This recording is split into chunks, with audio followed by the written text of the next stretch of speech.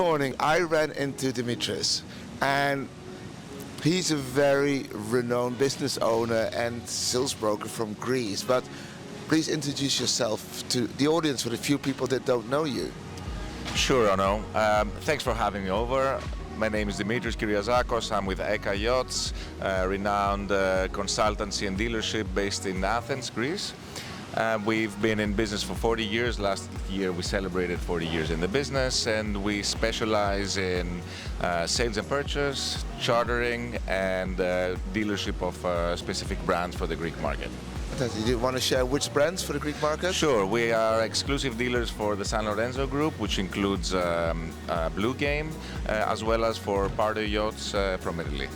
Fantastic. And the reason that we are speaking is because he's got so much experience, but also it's an interesting story because you guys started out as a family business. Right? Correct. This business was started by my father in 1984. For many, many years, they built a reputation as dealership for Greece. At the time, there weren't many dealers. It was mostly a broker's market, so he established successfully a dealership in the full sense of the word, including after-sales service and participating in events and boat shows and building a brand for... So he was one of the first, you would say, in Greece? He was the first dealer for Ferretti yachts worldwide, actually. Wow. Yes, and as Ferretti grew to become Ferretti Group as we know it today, also the dealership in Greece grew and carried on with all the brands and represented all the brands of the Ferretti Group in the Greek market. This happened for about 37 years, and 5 years ago we had a switch in direction, and we went from the Ferretti Group to one of the big rivals in Italy, which is the San Lorenzo Group. I got it. But I'm not going to talk about that switch because but I want to go back. Like, I can imagine because your sister's also part of the company. Correct. Myrto, my sister, who is the charter manager in the company, she joined about 12 years ago and set up our chartering department. So another big switch we had in our history, transitioning from a family business from my father to a consultancy and dealership with other partners as well, was that we diversified into chartering and as well as grew our sales and purchase department to include the brokerage of second-hand motor yachts. Yeah, and then I'm interested in your story as well, because is this a story of like, oh, I was really young already with my dad and I was doing this? Or were you the child that didn't want to do it and then went into it? What's your story? For me, it was quite easy to decide. Of course, no one can know at the age of 20, 21 or 23 when I finished university in the States what exactly they want to do, but it was something I was familiar with. We've been boating all our lives, so it was an easy try for me. So I started actually here in Fort Lauderdale for a couple of years. Did you? Yes. With the company or with another company? Ferretti Group USA at the time. It was the importer for Ferretti Group. And our dealer at the time had just started a new dealership with MarineMax, the biggest company in the yacht retail in the world today. And my role was to set up the boat shows all around the country for the Ferretti Group and help their sales team get accustomed to the product, to which I was already accustomed because of my experience as from a young child with these boats. Okay, so you really like basically, and then when did you move back to Greece? A couple of years later. Actually, I should have stayed longer, I think. I was having a great time here in Florida, but when I realized that this is what I want to do, I felt there was a big opportunity for me in the Greek market and to go and really start with the already established and successful business that we had there. So a couple of years later, I moved to Greece, I did my military service and then started working full-time as a broker for the first few years. And this is like, I know there's a lot of people that like do not have the background that you have. You had a family business, a father who was like already built up something very successful, which you then took over and built out, and now your sister is involved as well. A lot of people that want to say like, I would like to become a sales broker. Like I would be good at selling boats. What's the secret, do you think? What is the secret to becoming a good sales broker in our industry? I think that a lot of people have this aspiration. It looks like a very attractive day-to-day job, and Absolutely. it is. Of course, it's much more attractive when you're successful and much less glossy when you're starting off. I was lucky enough to have a background and for our company to already be established when I started. So what I always advise people is to have low expectations for the first year, first couple of years. You have to set up your own network. This is a business of relationships. You have to be prepared to be always available. This is one of the big secrets. We don't have on times and off times in this business. You have to always be available, unfortunately. And you have to be ready to fail a lot. You know, the customer is there. It's their decision. It's not something that someone needs. You always have to have this in mind. Nobody needs a boat. In very, very few cases they need it. Almost always they want it, and almost always it's not just the person you're talking to, the decision maker. There's other people's influence in the decision. So you have to be very patient and resilient and be prepared to fail and get back on the saddle and continue going with other options. So what would be like if you look at the personality skill set, like what kind of, so you need to be patient? You need to be patient. I think you also need to have some kind of interest in boats and yachting. It's not, usually you will be speaking with people who like this and do it for as a hobby and that they enjoy it. So they will appreciate having somebody who also has this same kind of passion and knowledge around boats. So in order to learn something well, you have to like it and enjoy it. I think this is one of the things.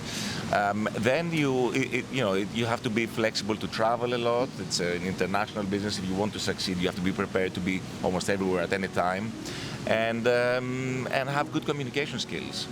Languages help a lot. I speak 5 of them, and it's helped me a lot in my business. And you have to have a charming personality and be as charismatic as possible. That's quite. This is a lecture, sales broker one-on-one. So I'm going to continue this conversation because I think it's enjoyable. And like, because you're 21, 22, right? At that moment, you think you can conquer the world. Pretty much, yeah. I mean, you have your insecurities as well. That's where I'm going. It's like when did you know that you were good at this? That's a great question. Actually, it came quite later in life. I had a very successful beginning to my career because it was 2006. So the market was very solid and I had leads coming in the company because we had successful brands and a good name. But then a couple of years later, there was a crash landing, which was called Lehman Brothers. So I was one of these people who at the very beginning of my career, I got a big slap in the face. Then, we tried a lot. I tried to diversify the company. I took on as managing director, was good for my ego, but it also came with a lot of responsibility and a different set of skills, other than just selling boats. So I had to manage a business, create an environment that would be welcoming for brokers that would want to work for us. And I must say that I felt, to answer your question, I felt really standing on my feet towards the end of this decade, around 2016-17, when I really saw that the company was standing on its feet, that I had transitioned from a purely family business into a partnership, and that we, even if something went wrong in one side of the business, we had other things that we could rely on and continue the business concern. Because it's a completely different thing, and I know I founded a few businesses. I worked in yachting. It's something else to be the sales broker or the charter broker or to sell any product or to have to run the company. Yeah. This is what they call in business schools, I think, the producer-manager conflict.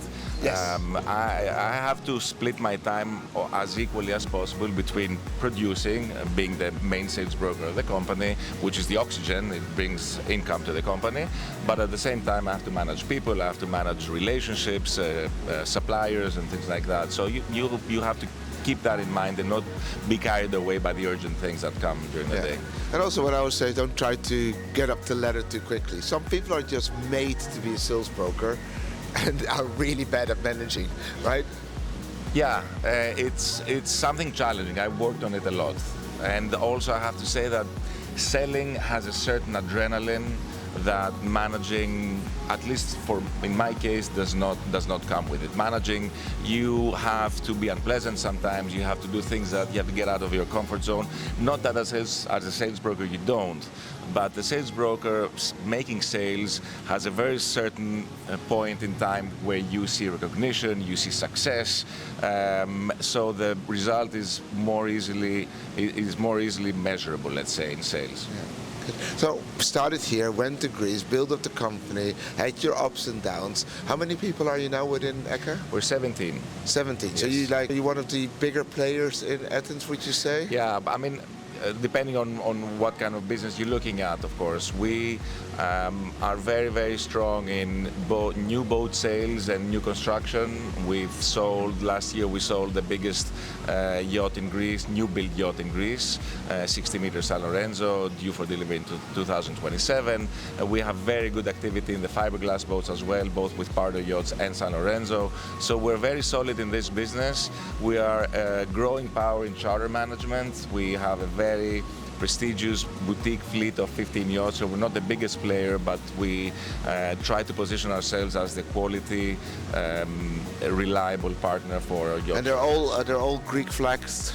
No, we have 3 out of our 15 boats are based in the south of France, and one is actually here in Florida. Yeah, I'm going to look at that one, right? Yes, Straight up. I'm going to see your sister, and then we're going to look at Parallel. Sure. Yeah. Okay, good. So the Greeks-based boats are European flagged, either Greek or Malta in most cases.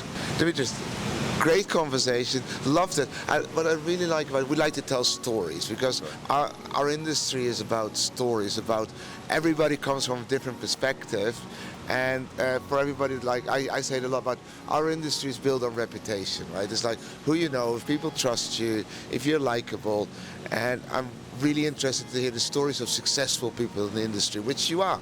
You build up a great company. Thank you. Thank you so much for that. Thanks for your time. It's been a pleasure speaking with you and sharing my views and insights in the business. Fantastic. Hope to see you again soon. You'll be seeing me here. Thank you, Dimitris. Thanks, Ona.